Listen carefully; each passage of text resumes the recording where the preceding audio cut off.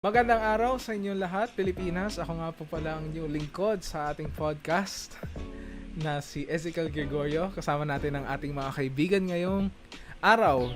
At pwede ba kayo magpakilala? Hello. Ako si Joshua Luis Vicabases. Kamusta? Ako naman si Amado Joven, Ayun. Bambaw.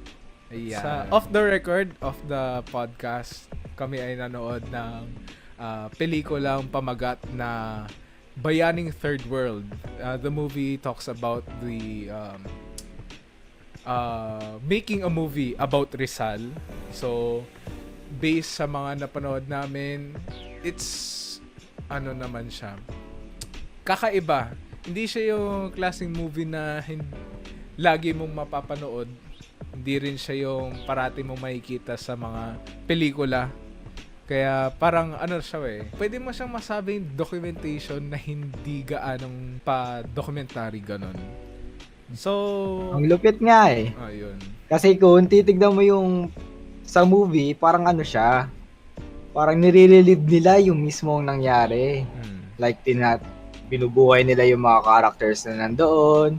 Tapos tinatanong nila isa't isa. Tapos siguro, depende na lang sa mismong director o ano. Kung ano yung mababanggit talaga ng mga character. Depende sa personality talaga ng mga character. No? Ikaw ba, Mau? What is your reaction?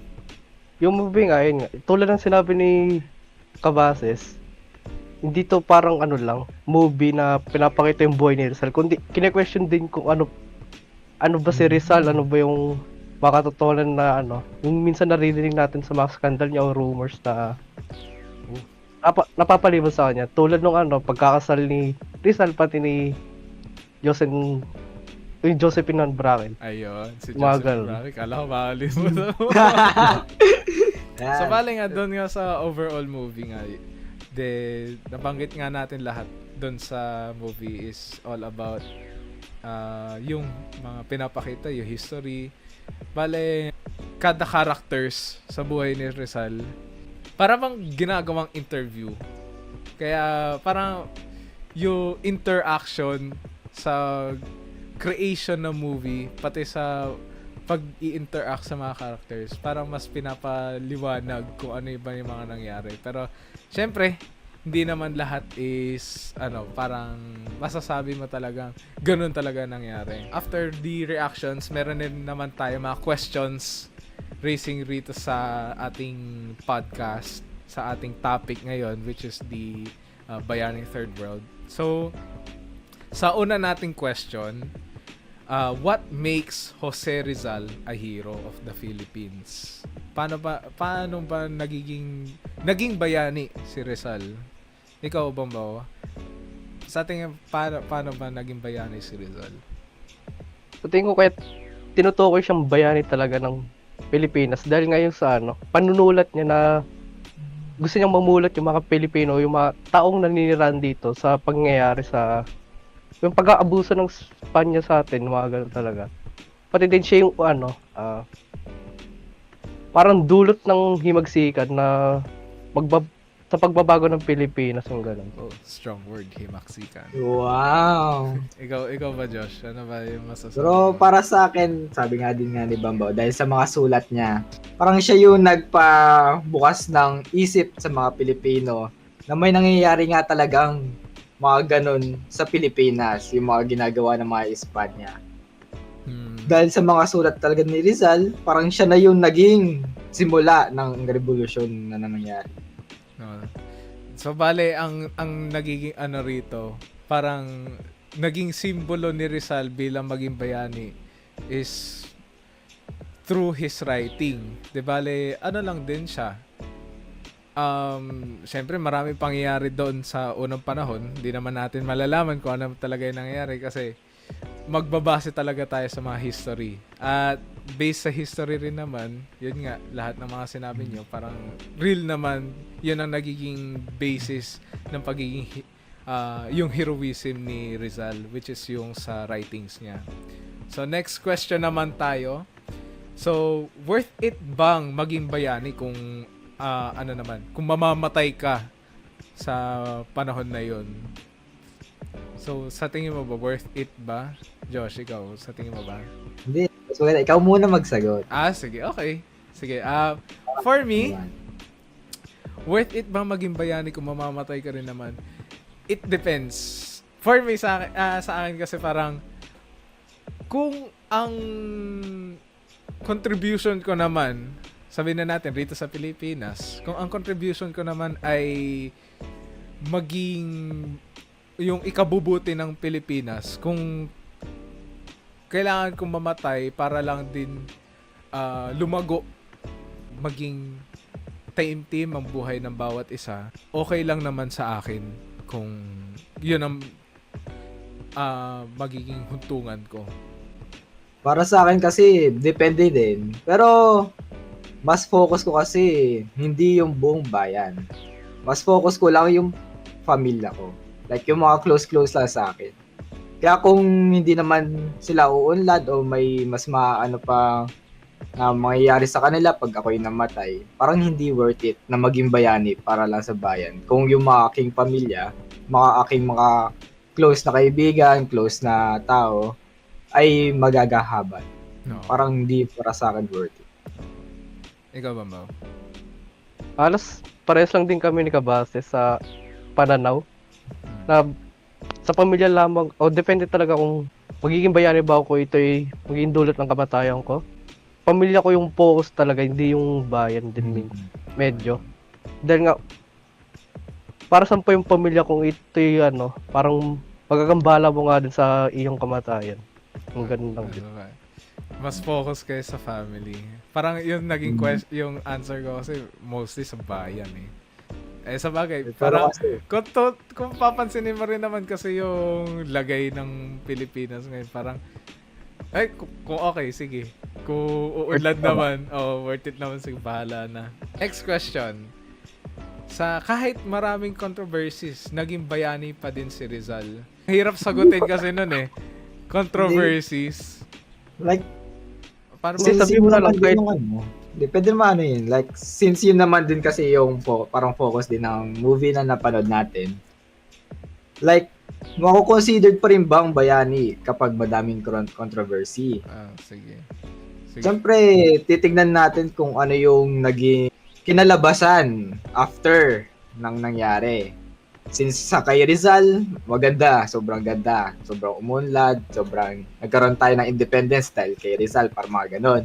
Sobrang ganda kahit may ganun siyang mga controversy na Kaya feeling ko naging bayani pa rin si Rizal kahit madami siyang controversy. Sa bagay, totoo naman. Parang ang daming pangyayari kay Rizal noon. Yung kagaya nga doon sa movie, yung Josephine Bracken, yung parang gusto niya magpakasal kay Rizal. Tapos si Rizal, hindi naman din sigurado kung talaga bang minahal, magpapakasal. Kaya parang ang hirap rin sa parang alamin na kung ano ba talaga nangyari. Pero kahit na ganun yung pangyayari kay Rizal, considered pa rin siyang bayani. Pero, siguro, titignan na lang siguro natin yung mga kinalabasan after nang nangyari na. So bali, mas tayo sa mga resulta kesa sa mga nangyayari. Madami na rin kasing, alam ko madami na rin bayani na sobrang controversy, tapos may mga issue. Madami mga issue, pero since yung ganun naman din yung kinalabasan, parang maganda, maayos naman, parang since normal na tao rin naman din talaga kasi si Rizal. Kaya hindi natin na ang kanyang mga kamalian, hindi natin lahat naman tayo nagkakamali, lahat naman tayo nagkakaano eh. Ang lupit naman, normal na tao pero chick boy. Chick boy. Sige na, next na natin. Siguro, panghuling question na lang din to. Masasabi ba nating accurate yung mga pelikula patungkol sa buhay ni Rizal? Hindi lang naman rito sa movie na to. Siguro sabihin na natin sa other movies. If we look into it, sa tingin ba natin accurate ba yung mga pinoportray nila, yung mga sinasabi? Sa tingin niyo ba accurate? Bamba, ikaw na mauna kasi naman eh. last resort. Ano sa tingin mo? Accurate? Pwede itong masabing accurate kung inaano natin kung ano yung nasulat sa history. Kasi maraming bagay na hindi nasusulat sa sa mga papel, lalo na noon, mahirap paano ba to? Mahirap yung pag-record ng mga information tungkol sa nakaraan nung, dahil papel nga lang ang gamit nila. Ito'y madaling masira, pati hindi, ayun nga, madali nga walang masira. Kasi bigla maaanay na lang. Kasi din naman kasi, namatay kagad si Rizal. So hindi natin sigurado kung totoo ba yung mga sinasabi ng ang nakapaligid sa kanya. So, yung sinasabi mo na lang like kung ano na lang yung nakasulat, kung ano na yung alam natin, isipin na lang natin na totoo sila.